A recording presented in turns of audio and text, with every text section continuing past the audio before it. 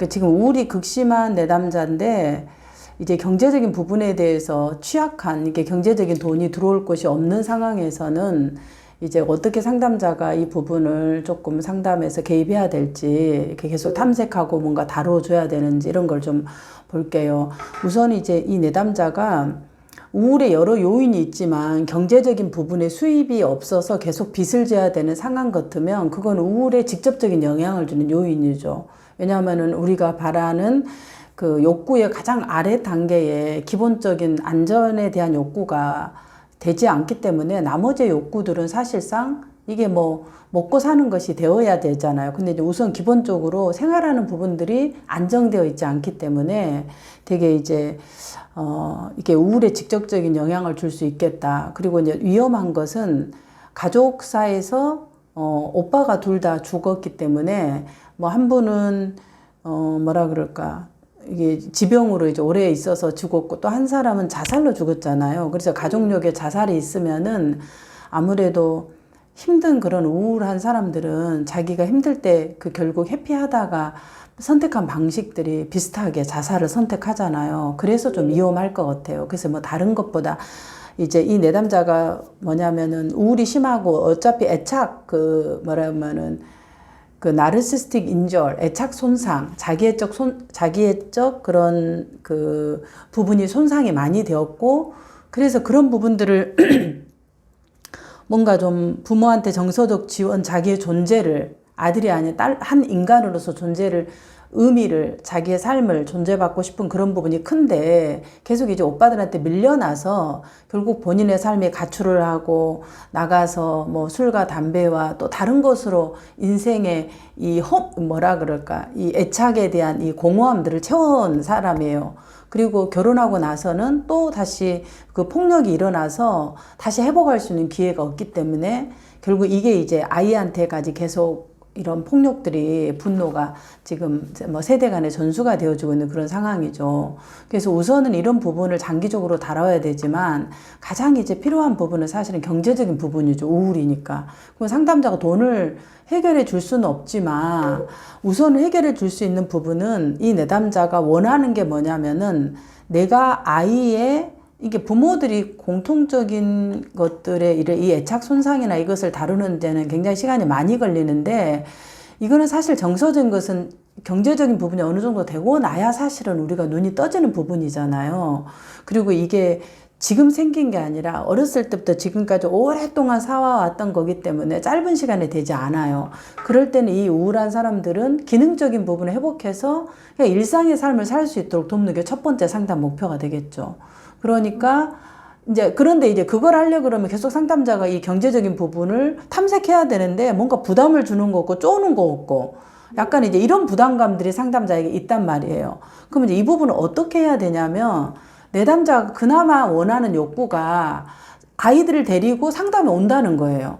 뭐 지원금을 받든 어쨌든 간에 보니까 그래도 매주 오고 2주 빠지고 2주 간격으로 오기도 하고 뭐 한 달 간격으로 오기도 했지만 본인 스스로가 어쨌든 아이를 데리고 상담에 오고 자기도 상담을 받는다는 것 자체가 변화의 동기가 있다라는 거. 그게 이제 이 내담자의 강점이고 또 하나 호소 문제에서 아들이 좋아지려면 내가 좋아져야 된다는 동기는 있는 것 같아요.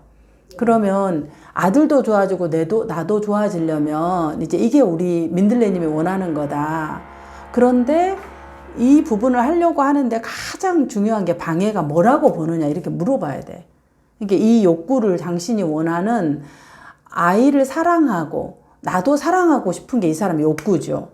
아이도 사랑하고 나도 사랑하고 그러면 아이도 사랑하고 나를 사랑한다라는 거를 뭘 보고 당신이 알 수 있겠느냐. 그러면은 뭐라 그래요? 화를 안 내고 때리지 않고 그냥 말로 했으면 좋겠다 이렇게 아마 얘기를 할 거예요. 대부분이. 그러면 그렇게 하려고 하는 걸 알고 있어. 근데 이게 안 되는 이유가 있는데 뭐가 안 된, 어떤 것이 가장 큰 걸림돌이라고 보셔야 하고 이 내담자가 지각하고 있는 거를 먼저 물어봐야 돼요. 그러면 그 중에 하나가 여러 가지가 이제 이야기를 하겠죠. 내가 뭐 어렸을 때 부모한테 사랑을 못 받아서 이유가 나올 거고, 두 번째는 경제적인 부분에 어떤 것이 있어서 뭐 이럴 거고, 이런 이제 큰 두 가지의 요인이 나온다면 맞다. 그런데 지금 그 자녀와의 그런 부분에 그 부모가 어렸을 때 사랑을 주지 못해서 내가 늘 내 스스로가 부족하다고 생겨서 다른 것을 채우려고 하는 거지. 인정해주는 사람. 그러니까 인정해주는 사람이 아마 돈을 이제 생활비도 하지만 제가 볼 때 꼭 생활비만 쓰는 게 아니라 이 돈으로 사람들하고 뭔가 관계를 맺는 데 쓸 수가 있을 수 있어요. 이런 이제 그 가대적인 자기 표상을 구하고 있는 사람들은. 그러면 이 자기를 사랑하고 이런 방식에서는 지금 아이를 사랑하는 방식은 모자, 놀이치료를 하고 있기 때문에 그 방식에서 알려준 거를 집에 가서 그대로 동일하게 하면 된다. 근데 이제 제가 볼 땐 제일 지금 어려운 기본적인 것이 사랑한다라는 것이 가장 기본적인 것이 안정감이다. 그럼 이 안정감이 뭐냐 그러면 내가 이렇게 빚이 없고 뭔가 스트레스 상황이 없는 상황이 돼야 된다. 그럼 이 스트레스 상황을 최대로 줄일 수 있는 것에서 지금 현재 스트레스가 가장 어떤 거냐고 물어봐야 돼요. 그럼 이제 이 스트레스 상황이 어떤 걸까요? 경제적인 부분이 크지 않겠어요. 그럼 이제 이 경제적인 부분을 지금 우리 민들레님이 말한 것처럼 스트레스를 줄이기 위해서 내가 최대한 저하고 같이 상담해서 이 부분을 하는 부분들을 우리가 같이 다뤄보자. 이런 방식으로 상담에 접근하는 게 필요하죠. 부분들. 그래서 이제 그런 방식으로 전체적으로 접근하는 것이 좀 필요할 것 같습니다. 부분들. 그래서 다뤄야 된다는 거죠. 그 부분들을. 지금 말씀하신 것처럼 지금 제가 말하는 이런 방식으로 우울한 사람들을 일상의 생활을 적응할 수 있도록 다루는 것이 필요하다. 네. 그래요. 지금 좀 일찍 마친다는 걸 어떻게 시간을 더 오바를 해버렸네. 지금.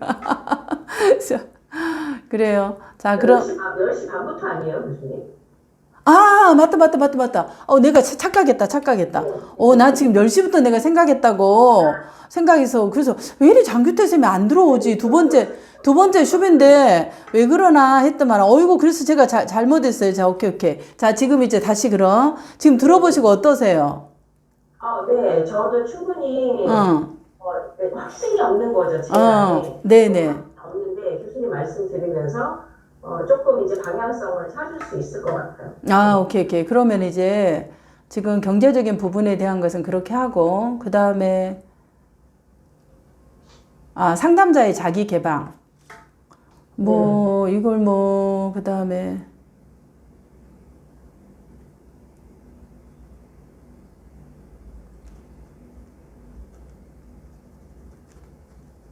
지금 두 번째는 어떤 말인지를 잘 모르겠어요. 개인 상담에서 그것에 대한 피드백을 다루어 본다는 게 무슨 말이죠? 그러니까 모자 놀이 치료를 진행하고 나면 어머니를 따로 만날 그 시간, 그 모자 놀이 치료의 시간을 갔으니까 어머니 상담, 개인 상담이 있으니까 요 모자 놀이 치료 한 것에 대한 피드백을 좀 다뤄보려고 한다는 얘기예요. 그 말이에요. 그렇게 하다 보면 아이에게 또 집중이 돼. 오케이. 알겠습니다. 무슨 말인지.